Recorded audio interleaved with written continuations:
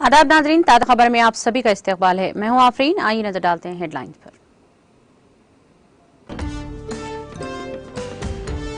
केसीआर की हुक्मरानी फलाह व बहबूद का सुनहरा दौर। सोनिया गांधी ने तेलंगाना के नाम पर दिया धोखा।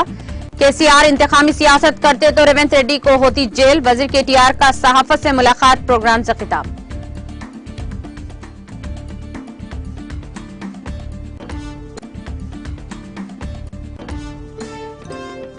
झूठ का दूसरा नाम कांग्रेस। वोट देना तबाही को दावत देने के बराबर। आदिलाबाद के उटनूर में वजीर हरीश राव का इंतखाबी जलसे से खिताब।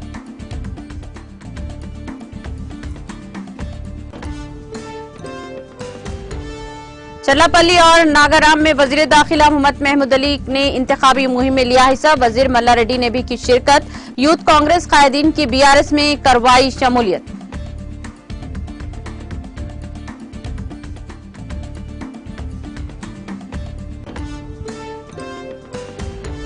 तेलंगाना कांग्रेस अखिलती चेयरमैन शेख अब्दुल्ला सोहेल ने पार्टी से दे दिया इस्तीफा। कहा, कांग्रेस पार्टी आरएसएस के हाथों की है कठपुतली।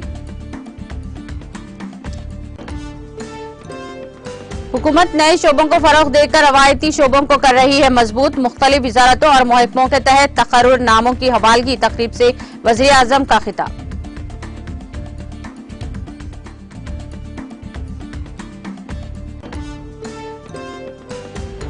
अमरीकी सदर बाइडेन की चीनी वजीर खारजा से मुलाकात। दो तरफा ताल्लुकात को मजीद खराब होने से रोकना और ताल्लुकात को मजीद फरोग देना मकसद।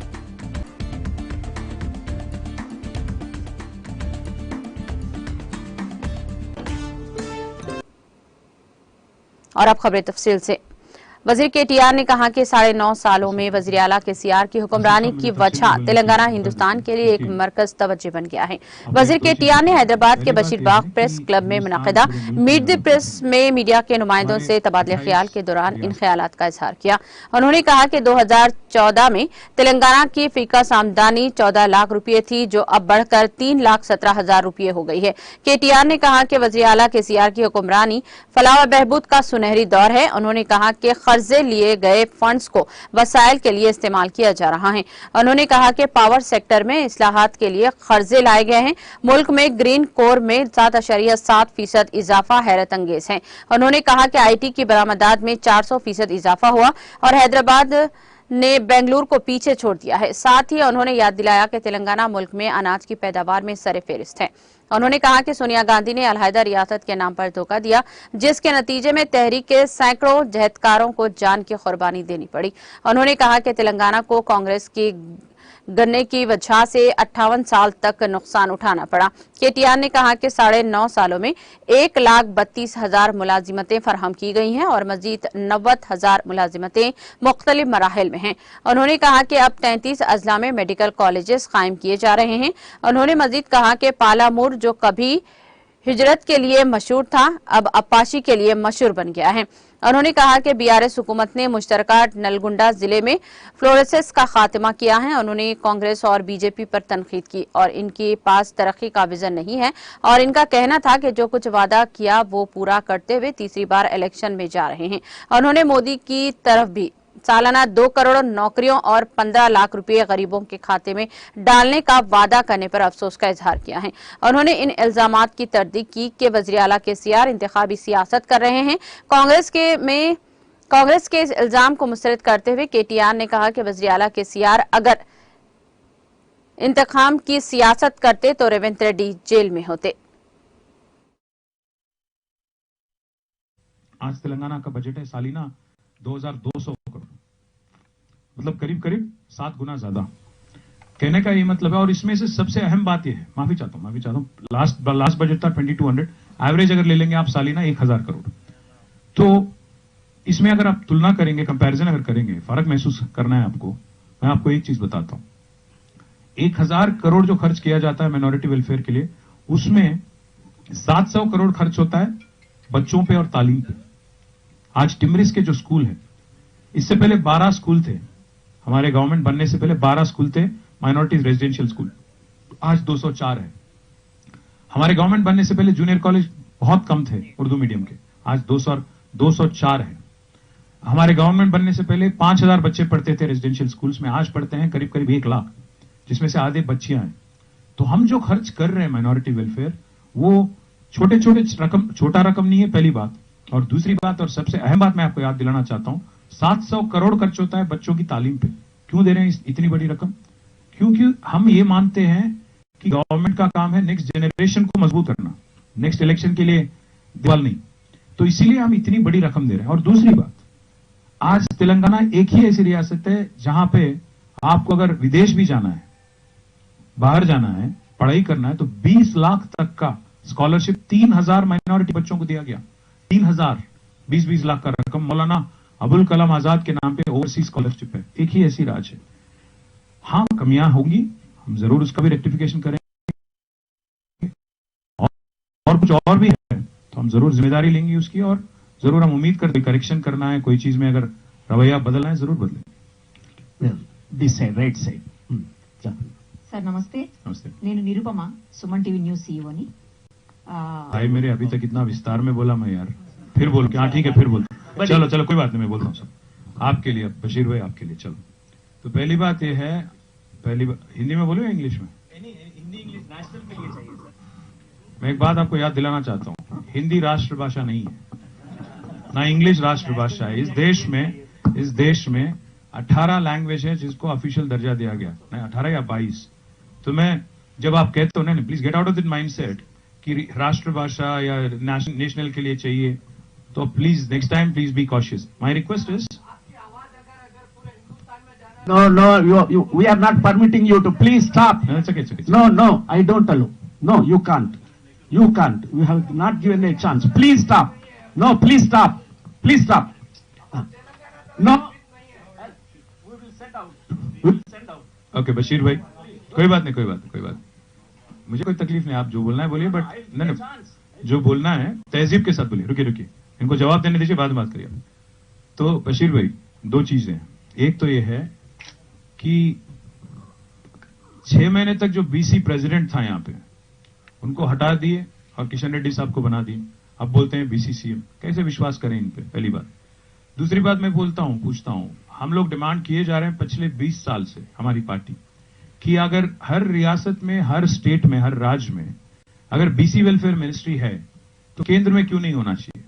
हम डिमांड किए जा रहे हैं 20 साल से। मैं आपको डेट भी बताता हूं, तारीख भी बताता हूं। 2004 17 दिसंबर को हमारे चीफ मिनिस्टर, जब केंद्र मंत्री थे, वो यूनियन मिनिस्टर थे कैबिनेट में, he went to Manmohan Singh ji, he requested him along with the BC associations from Andhra Pradesh, requested him to set up a OBC ministry in central government. Unfortunately, 20 years it did not materialize. The third and most important thing I would like to highlight. This government in Delhi, BJP especially, is against BC census. While in Telangana we have done it in 2014-15 under what is called a Samagra Kutumba survey, we have the exact data. So, this government says something and preaches something and practices something else. And most important,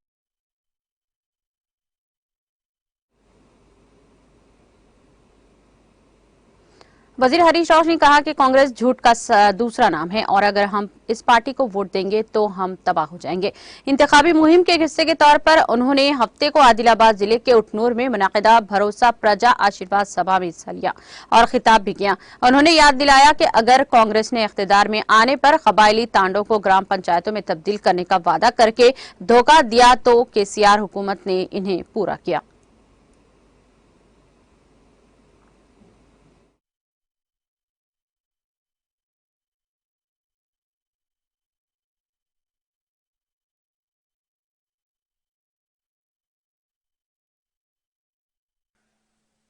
అద్భుతంగా ఇవాళ BRS గాలి వీస్తా ఉంది. నేను నిన్న ఇబ్రాహీంపట్నం పోయినా, జోగిపేట పోయినా, ఉట్నూరు పోయినా, ఇప్పుడు ఇక్కడికి వచ్చినా, ఎక్కడ చూసినా మాకు మూడోసారి కేసీఆర్ ముఖ్యమంత్రి అని చెప్పి ఇవాళ ముక్త కంఠంతో ప్రజలు చెప్తా ఉన్నారు. ఎందుకంటే ప్రజలకు క్లారిటీ ఉంది. ఈ తెలంగాణ రాష్ట్రం ఎవరి చేతిలో ఉంటే మరి రాష్ట్రం బాగుపడుతుంది. కొంతమంది బూత్ నాయకులు ఉన్నారు. బూతులు మాట్లాడతారు. బూతులు మాట్లాడే నాయకుల చేతుల్లో ఉంటే మంచిదా, లేదు ఈ రాష్ట్రానికి భవిష్యత్తును అందించే నాయకుల చేతుల్లో ఈ రాష్ట్రం ఉంటే మంచిదా? ఇవాళ ప్రజలు ఆలోచిస్తా ఉన్నారు. ఈ రాష్ట్రంలో నవంబర్ 30వ తేదీ జరిగే ఎన్నికల్లో ప్రజలు ఒక నిర్ణయం తీసుకోబోతా ఉన్నారు. ఈ రాష్ట్రానికి ఒక దృఢమైనటువంటి నాయకత్వం ఉండాలనా, ఒక బలహీనమైన నాయకత్వం ఉండాలని ఇవాళ ప్రజలు ఆలోచిస్తా ఉన్నారు. మన తెలంగాణ వైపు ఎవరయ్యా మీ ముఖ్యమంత్రి అభ్యర్థి అంటే మనమందరం అంటాం కేసీఆర్ అంటాం మనందరం కూడా. మరి కాంగ్రెస్ వాళ్ళను బీజేపీ వాళ్ళను అడుగు మీ ముఖ్యమంత్రి ఎవరు అంటే చెప్తారా వాళ్ళు? పోటీ చేసినోడు ముఖ్యమంత్రి అంటాడు, పోటీ చేయనోడు నేనే ముఖ్యమంత్రి అంటాడు. 100 మంది ముఖ్యమంత్రి అభ్యర్థున్నారు అక్కడ. అంటే వాళ్లకు పాలన తక్కువ, కుర్చీల కొట్లాట ఎక్కువ. మరి అటువంటి వాళ్ళ చేతుల్లో ఈ తెలంగాణ పడితే బాగుపడుతుందా? ఇవాళ 10 సంవత్సరాల్లో తెలంగాణలో కరువు లేదు, కర్ఫ్యూ లేదు. ఉన్నదా? 10 ఏళ్లలో కరువు లేదు, కర్ఫ్యూ లేదు. కేసీఆర్ వచ్చినప్పటి నుంచి బ్రహ్మాండంగా ఈ రాష్ట్రం అన్ని రంగాల్లో ముందుకు పోతా ఉంది. అది వ్యవసాయమైనా, వైద్య రంగమైనా, అది సాగునీరైనా, సాంకేతిక రంగమైనా ఈ దేశానికి దిక్సూచిగా కేసీఆర్ తెలంగాణను నిలిపిండు. ఇవాళ పంటలు, ఇవాళ ఆదిలాబాద్ జిల్లా ఒకప్పుడు అడవుల జిల్లా, ఇవాళ అభివృద్ధి కిల్లాగా మారింది ఆదిలాబాద్ జిల్లా. 4 ప్రభుత్వ మెడికల్ కాలేజీలు, నిర్మల్లో మెడికల్ కాలేజ్, ఆసిఫాబాద్ లో మెడికల్ కాలేజ్, మంచిర్యాల్లో మెడికల్ కాలేజ్, ఆదిలాబాద్ లో మెడికల్ కాలేజ్, ఇవాళ నర్సింగ్ కాలేజ్ కూడా తెచ్చుకున్నాం. అంటే ఈ రకంగా అటు విద్య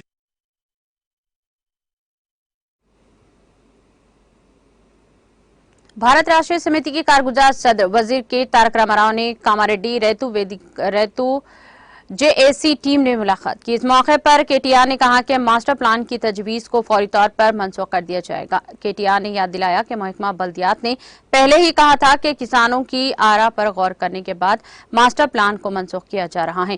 केटीआर ने पुराने मास्टर प्लान के मुताबिक आगे बढ़ने का हुक्म दे दिया गया है, जो इस वक्त नाफिजुल अमल है। केटीआर ने यकीन दिलाया कि वो किसानों के साथ खड़े रहेंगे ताकि इन्हें किसी किस्म का नुकसान न पहुंचे। म्युनिसिपल काउंसिल पहले ही मास्टर प्लान की मनसूखी के हवाले से करारदाद पास कर चुकी है। जेएसी रेतु ने मास्टर प्लान को मनसूख करने पर केटीआर का शुक्रिया अदा किया। रेतु जेएसी के कायदी ने कहा कि उन्होंने वजीर केटीआर की यकीन दहानी पर पूरा भरोसा है। केटीआर ने कहा कि रेतु जेएसी की एहतजाजी सरगर्मियों के दौरान दर्ज किए गए मुकदमात को भी मुस्बित तौर पर देखा जाएगा और इन्हें दूर करने के इक़दाम किए जाएंगे। केटीआर ने मुकामी जिले के एसपी से तफसीलात हासिल किए। केटीआर ने इस सिलसिले में रियासत के डीजीपी से भी बातचीत की।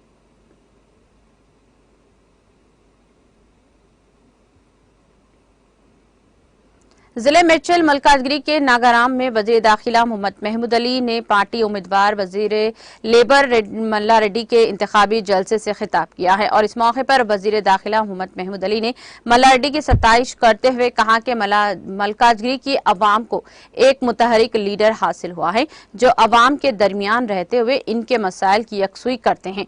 वजीर दाखिला ने वज़ीर आला केसीआर की मुतहरिक क़ियादत और फहरिस्त को खराज तहसीन पेश किया और कहा कि वज़ीर आला केसीआर की मौसर हुक्मरानी के नतीजे में तेलंगाना मुल्क भर में सर-ए-फ़हरिस्त रियासत का दर्जा हासिल कर चुकी है।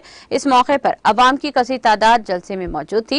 इस मौके पर वज़ीर दाखिला मोहम्मद महमूद अली के साथ वज़ीर मल्ला रेड्डी टोपी पहने हुए नजर आए, जो गंगा जमनी तहजीब का मुनफरिद नजारा पेश कर रही थी।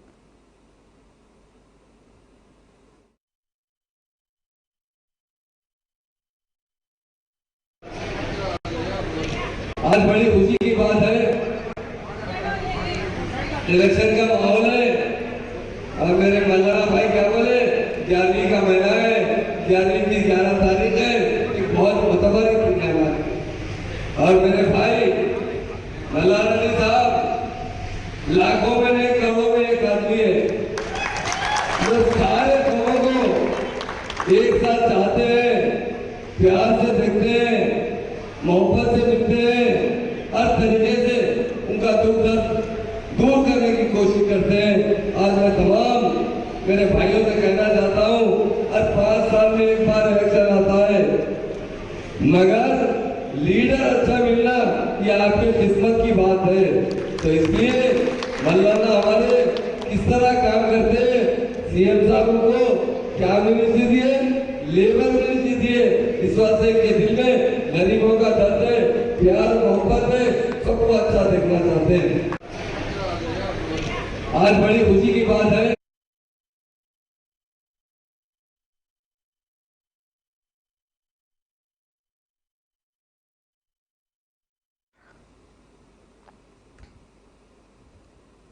ऊपर हल्के चरलापल्ली डिवीजन के यूथ कांग्रेस अक़लियती कायदीन और खवातीन की बड़ी तादाद ने वज़ीर दाखिला मोहम्मद महमूद अली और मुकामी कारपोरेटर बी श्रीदेवी यादव की क़ियादत में बीआरएस में शमूलियत इख्तियार की।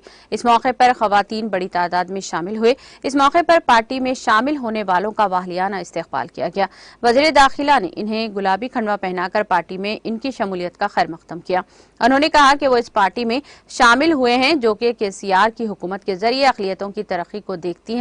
इस मौके पर मुत्तल्लिका कारपोरेटर ने खिताब करते हुए पार्टी में शामिल होने वाले अक़लियती कायदीन को मशवरा दिया कि उप्पल हल्के में कांग्रेस पार्टी खाली हो गई है और बीआरएस पार्टी के उम्मीदवार को जीतना चाहिए। उन्होंने उम्मीद जाहिर की है कि केसीआर की फलाही स्कीमात बीआरएस पार्टी को रियासत में तीसरी बार इख्तिदार में लाएगी। इस प्रोग्राम में कायदीन, कारकुनान और शायकीन ने शिरकत की। वज़ीर दाखिला मोहम्मद महमूद अली ने इस मौके पर खिताब करते हुए कहा कि वज़ीर आला केसीआर ने मुल्क भर में अक़लियतों के लिए सबसे ज्यादा बजट फराहम किया है।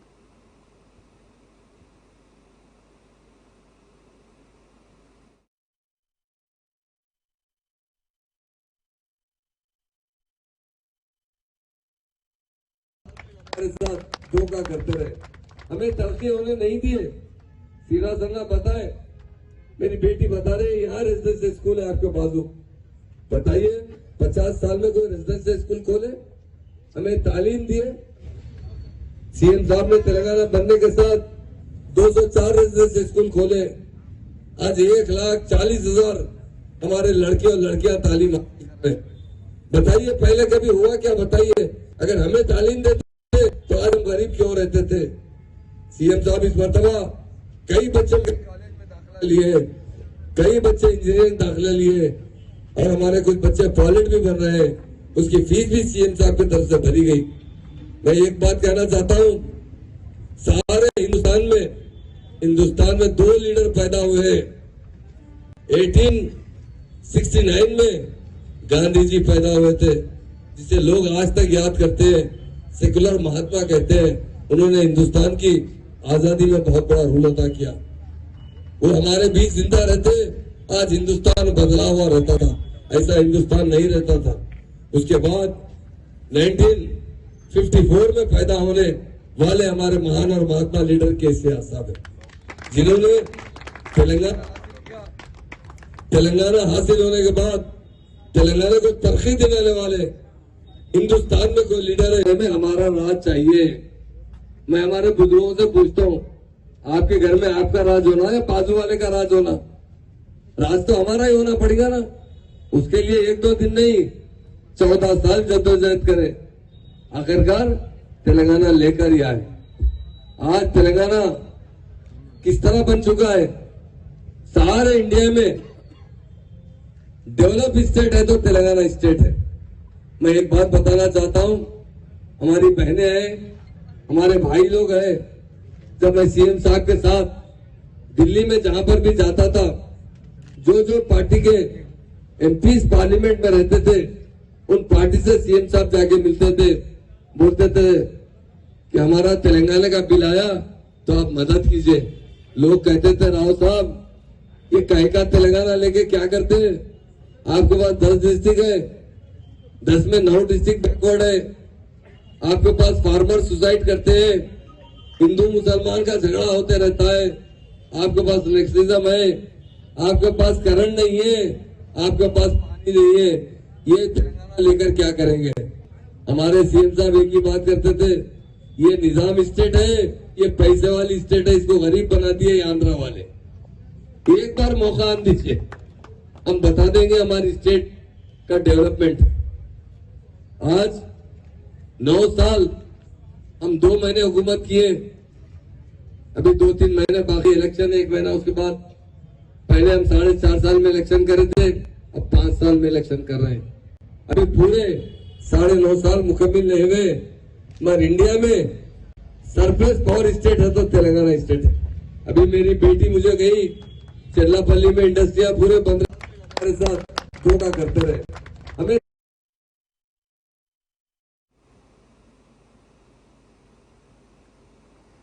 तेलंगाना कांग्रेस अक़लियती चेयरमैन शेख अब्दुल्ला सोहेल ने पार्टी से इस्तीफा दे दिया है। उन्होंने कहा कि मेरा इस्तीफा पार्टी उमूर के इंचार्ज खरगे को भेज दिया गया है। उन्होंने सोमाजीगुड़ा प्रेस क्लब में मीडिया से बातचीत की है। उन्होंने कहा कि 34 साल पार्टी के लिए सख्त मेहनत की है। कांग्रेस पार्टी आरएसएस के हाथ में है। उन्होंने कहा कि पार्टी में टिकटों के अलॉटमेंट का मामला जल्द ही हाईकमान को मालूम होगा। उन्होंने मजीद कहा कि जिन लोगों को पार्टी टिकट दिया गया इनमें से 20% कांग्रेस पार्टी के लोग नहीं थे। कांग्रेस पार्टी पर टिकट बेचने का इल्जाम लगाया। उन्होंने कहा कि जिन लोगों ने पार्टी का कोई धरना या झंडा नहीं उठाया इन्हें टिकट मिल गया। आरएसएस और एबीवीपी से कांग्रेस में शामिल होने वालों पर इन्हें गुस्सा था कि वो कांग्रेस को तबाह कर रहे हैं।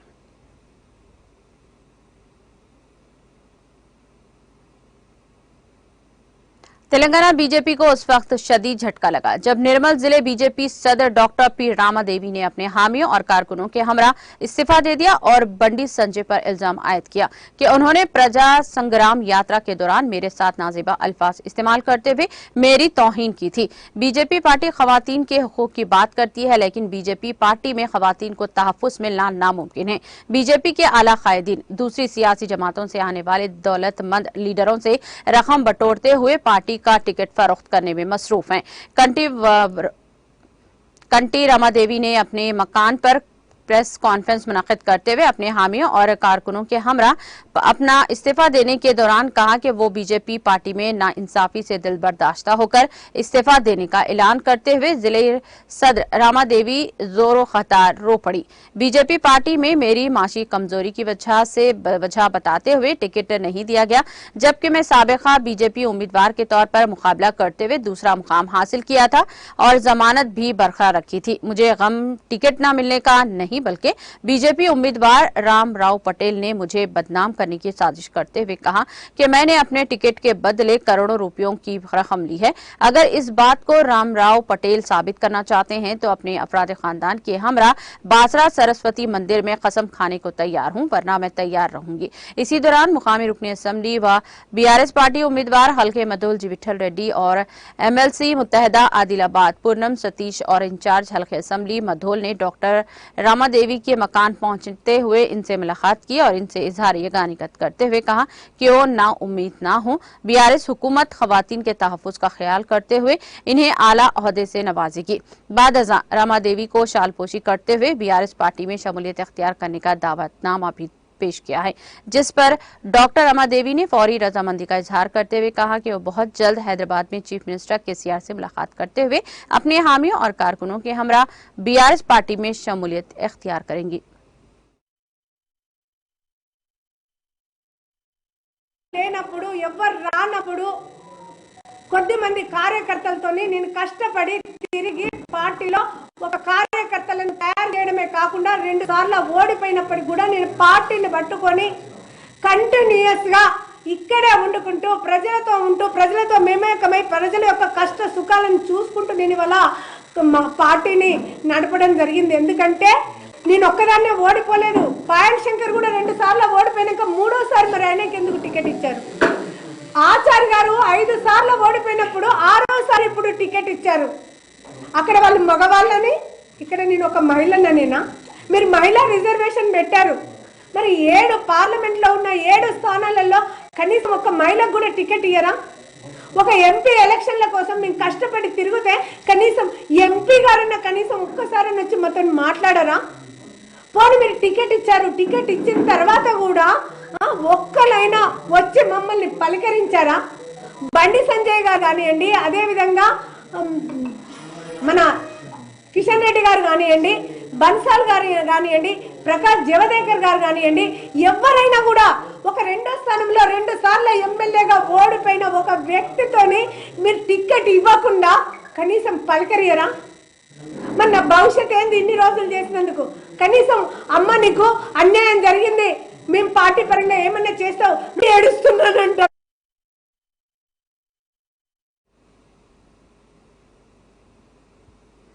तमिलनाडु के वजीर आला और डीएमके के सरबराह एम.के. स्टालिन ने वजीर आजम नरेंद्र मोदी और मरकजी वजीर दाखिला अमित शाह पर तंज कसते हुए इनसे कहा कि गवर्नर आर.एन. रवि को कम से कम 2024 के लोकसभा इंतखाबात तक इनके ओहदे से तब्दील नहीं किया जाना चाहिए। हुक्मरान डीएमके के तर्ज हुकूमत के सिलसिले में राजभवन में हमला करने के बाद वजीर आला एम.के. स्टालिन ने ये दरख्वास्त वजीर आजम से की। काबिल जिक्र है कि डीएमके की हुकूमत और राजभवन के दरमियान सनातन धर्म और रियासती असम्बली में मंजूर शुदा बिलों की मंजूरी और काबीना में गिरफ्तार वजीर को बगैर किसी कलमदान के बरकरार रखने समेत कई मामलात पर तबादला ख्याल किया गया। डीएमके के और इसके इत्तेहादियों ने भी गवर्नर को वापस बुलाने का मुतालबा करना शुरू कर दिया और मुतालबा को दबाने के लिए पार्लियामेंट के अहाते में एहतजाज भी किया। मिस्टर स्टालिन ने जुमा को यहां डीएमके के पार्टी के एक कारकुन के खानदान में मुनक़िदा एक शादी में कहा, हमारे पास बहुत से फायदे हैं, मिस्टर रवि जो चाहेंगे कर सकते हैं, लेकिन तमिलनाडु के लोग इन्हें संजीदगी से नहीं लेंगे। हम इसकी पैरवी कर रहे हैं जो सोशल मीडिया प्लेटफॉर्म्स पर शेयर किया जा रहा है। गवर्नर पर एक वाज़े गूंज में मिस्टर स्टालिन ने कहा, नजरिए की कामयाबी इस हकीकत में मजमर है और इसने ऐसे लोगों को इसके बारे में बात करने की तरकीब दी है।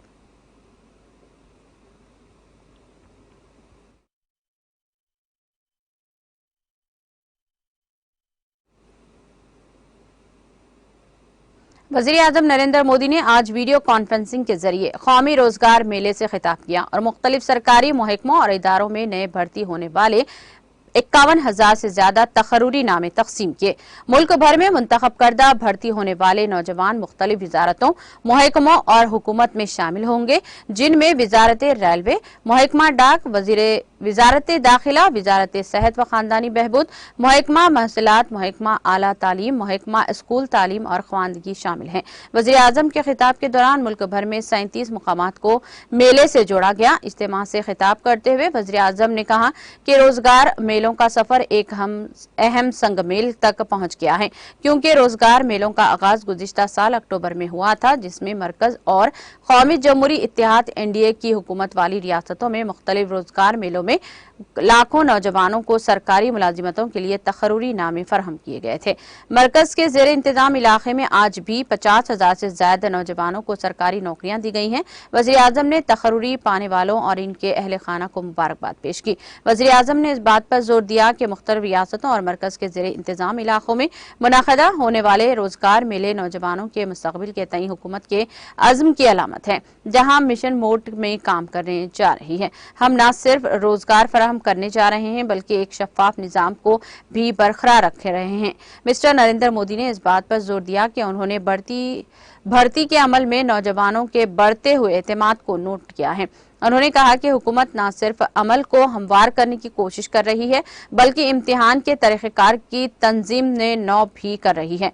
उन्होंने इस बात पर जोर दिया कि स्टाफ सिलेक्शन साइकिल के तहत भर्ती के लिए लगने वाले वक्त को भी कम करके निफ्स कर दिया गया है। उन्होंने वजाहत करते हुए कहा कि मुलाजिमत के नोटिफिकेशन से लेकर रोजगार के लेटर के दरमियान का मजमुई वक्त नुमाया तौर पर कम हो गया है। एसएससी के तहत होने वाले कुछ इम्तिहानात के बारे में बात करते हुए वज़ीर आज़म मोदी ने कहा कि इम्तिहानात अब हिंदी और अंग्रेजी के अलावा 13 मुख्तलिफ इलाकाई जबानों में मुनक़द किए जा रहे हैं, ताकि इन उम्मीदवारों के लिए जबान की रुकावट को खत्म करना आसान हो जाए। बहुत बहुत शुभकामनाएं और आने वाला पूरा समय, आज तो शरद पूर्णिमा है, आने वाला पूरा समय त्योहारों का समय है। आप जहां हो, भले सरकारी काम में लगे हो, लेकिन वोकल फॉर लोकल इस मंत्र को हर जगह पे पहुंचाइए। आप अपने परिवारजनों को भी बताइए कि हम वोकल फॉर लोकल के लिए कमिटेड रहेंगे और वही रोजगार के नए अवसर देने का भी एक माध्यम है। फिर एक बार आप सबको बहुत बहुत शुभकामनाएं, बहुत बहुत धन्यवाद।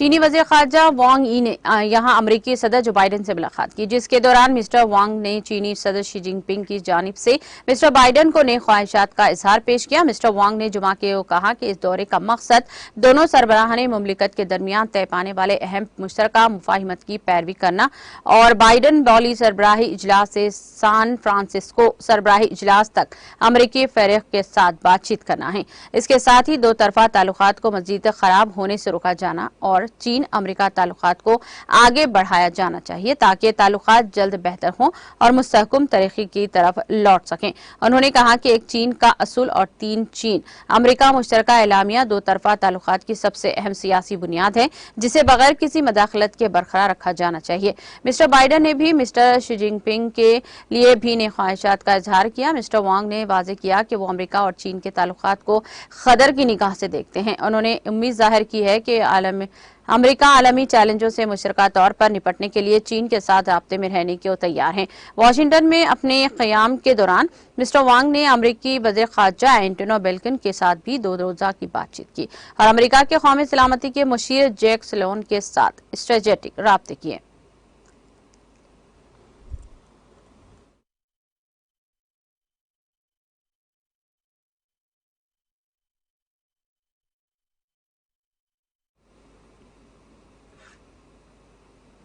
इख्तिताम से ख़बर एक नजर हेडलाइंस पर।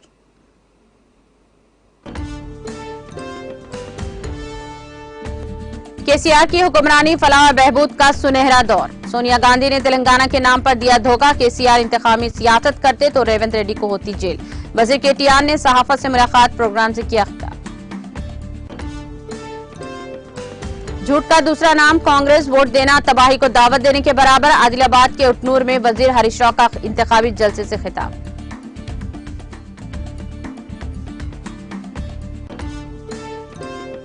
चरलापल्ली और नागाराम में वजीर दाखिला मोहम्मद महमूद अली ने इंतखाबी मुहिम में लिया हिस्सा। वजीर मल्ला रेड्डी ने भी की शिरकत। यूथ कांग्रेस कायदीन की बीआरएस में करवाई शमूलियत।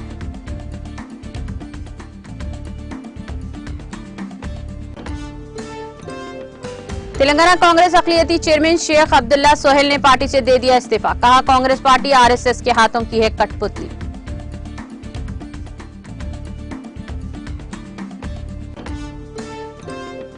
हुकूमत नए शोबों को फरोग देकर रवायती शोबों को कर रही है मजबूत। मुख्तलिफ वजारतों और महकमों के तहत तकर्रुरी नामों की हवालगी तकरीब से वज़ीर आज़म मोदी का खिताब।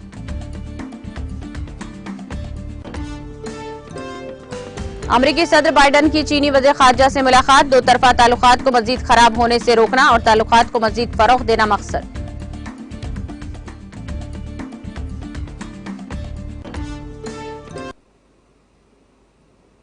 ताज़ा खबर में फिलहाल इतना ही। दीगर अपडेट्स और प्रोग्राम के लिए जुड़े रहिए टीटीवी के साथ।